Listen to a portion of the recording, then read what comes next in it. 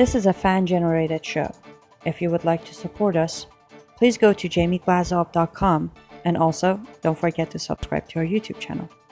All your support is greatly appreciated. Hello everyone, this is Sandra Solomon Moments on what Islam taught me about hijab.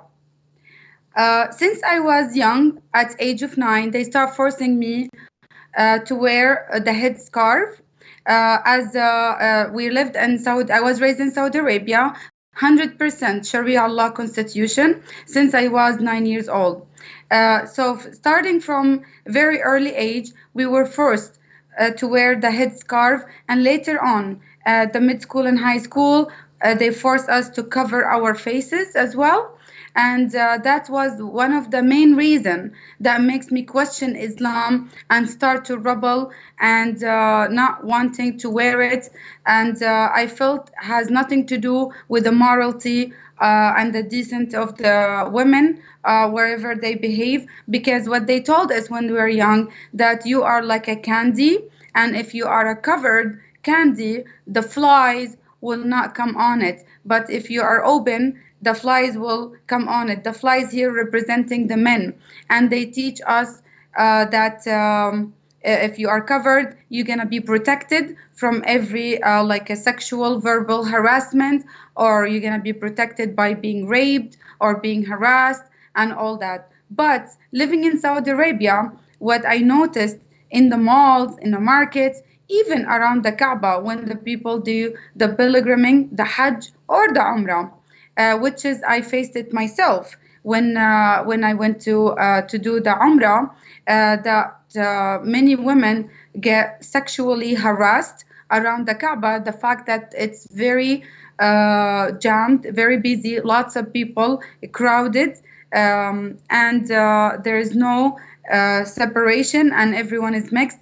And on top of that, the men, they go around the Kaaba without underwear.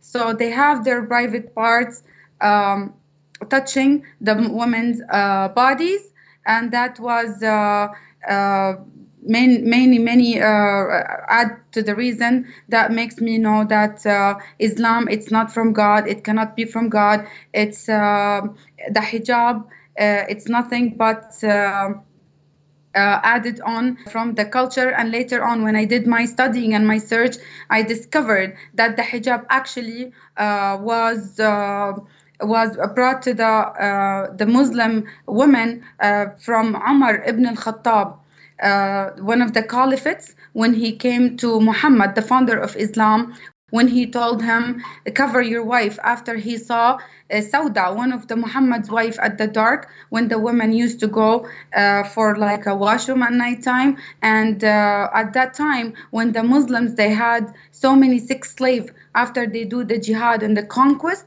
they brought the sick slave from the Christians or Jews or any other faith. They brought them as a sick slave. At that time, there was no distinguish between the Muslim woman and the sick slave. They all wear almost same clothes. They're not wearing the hijab. They're not covered. So based on that story, when Umar ibn al-Khattab, he came to Muhammad and he said to him, cover your wives, otherwise they're going to be known, so they can be harmed.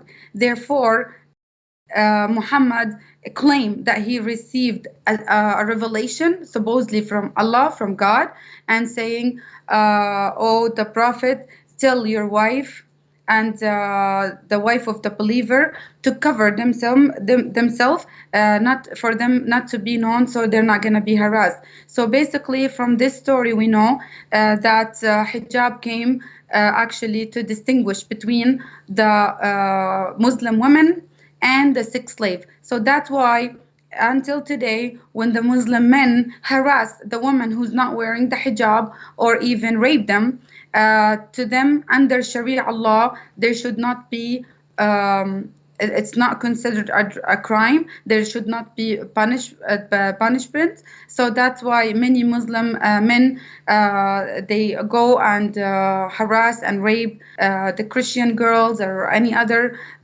women what are we facing here in Canada, and what many countries as well in Europe, the raping, it's increasing because they see these women who's not covered as a sex slave.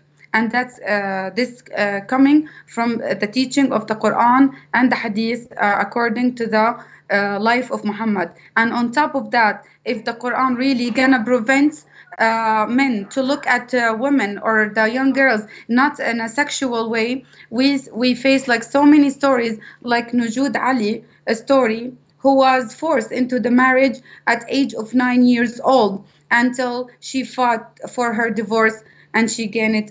She escaped the marriage, and she gained her divorce at age of 10. Nujud Ali, she was wearing the hijab, and many young girls in the majority Muslim country, especially in Yemen, they wear the hijab at age of 8 or 9, but yet the men take them as a child bride, did not prevent them to look at them without any sexual desire. So therefore, from these stories, we know now the hijab, it's all um, fake. It's not gonna make the person like holy. That's why they teach us, if you're gonna wear the hijab, you are more holy, you are more clean, your honor, this is your honor. And many girls nowadays that we see, if the girl rebel or refuse to wear the hijab, it happens to me that my brother attempted to murder me many times just because I rebel and refused to wear the hijab.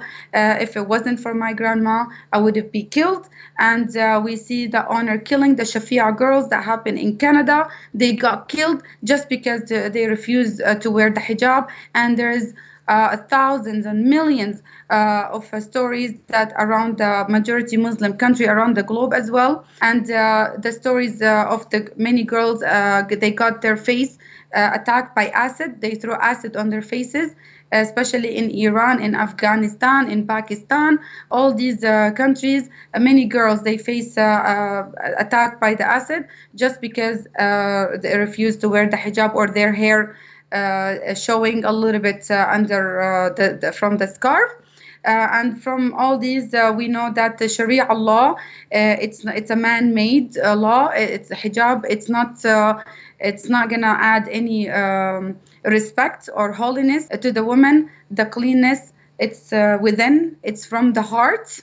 It doesn't mean the woman who's not wearing the hijab, that means she's calling. That's what they taught me as well. The woman who's not wearing the hijab, she deserves to be raped. She's calling for it. She should have covered herself. So in the Muslim majority country, they always blame the girl of being raped, especially the one who's not supposedly covered very well. And one more thing I want to finish with it. Nowhere in the Quran, in the Hadith, it says that women has to cover their faces. So if any Muslim woman or any Muslim imam or any clerics, they say that it's a must, that's a lie, that's taqiyya.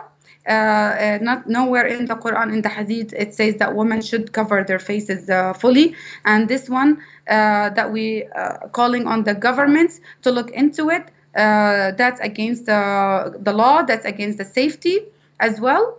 And final thing, I want to encourage everyone to join me this coming July, and every July, make July 1st,